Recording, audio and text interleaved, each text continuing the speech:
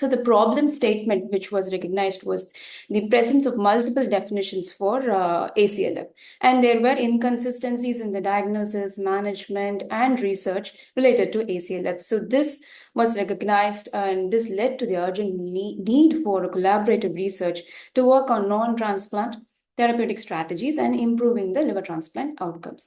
In order to manage this, the APASL initiated a global collaboration.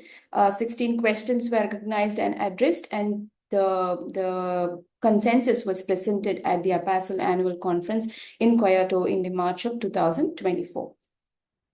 So in order to understand ACLF better, a little bit of introduction to the natural history of liver disease. The liver disease has two components, as you all know. There's a compensated stage and the decompensated stage. The compensated stage is the asymptomatic period, which has a long survival of around 10 or more years, while the decompensated stage is characterized by symptoms, and they have a very low median survival of less than 2 years. So the term decompensation includes a bilirubin value of more than 3 milligrams per deciliter, clinically detectable ascites, overt hepatic encephalopathy, and episodes of portal hypertensive bleeding. While the term further decompensation is used to identify second portal hypertensive driven events such as recurrent ascites or second event of an ascites, hepatic encephalopathy, and UGA bleed and or jaundice.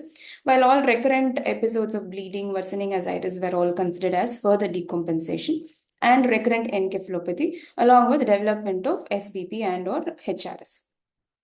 So it is important to recognize or understand the spectrum of decompensated liver disease in order to treat and manage your patients better, and also to develop research protocols. So the four spectrums identified include the non-acute decompensation state, acute decompensation state, further decompensation, and then you have the ACLF. The acute decompensation state, as we all know, is there are no symptoms here. In the non-acute decompensation phase, there is no acute insult, and there is an underlying cirrhosis always diagnosed, and there may not be a prior decompensating episode, and they have very less mortality, higher chances of regression or recompensation, and there is no need for a bridging therapy.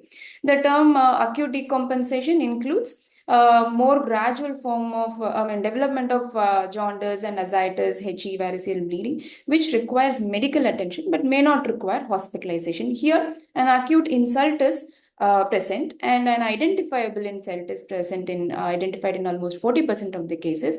And the time from acute insult to presentation will be within up to 33 months.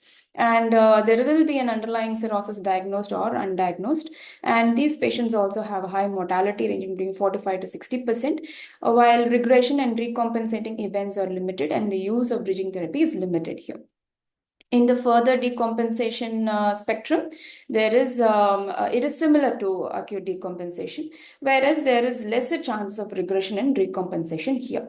And there comes the ACLF spectrum, where you have an acute insult and an identifiable insult in 70% of the cases, with very short duration of presentation from insult to presentation within 28 days, and the presence of advanced stages of fibrosis, F3, F4 stages, or early cirrhosis, and the patients may or may not be diagnosed at the time of presentation, and they have a very high mortality up to 70%. Here again, you have chances of regression and recompensation, and bridging therapy is often helpful. So certain new terminologies are defined here, where recompensation and reversal.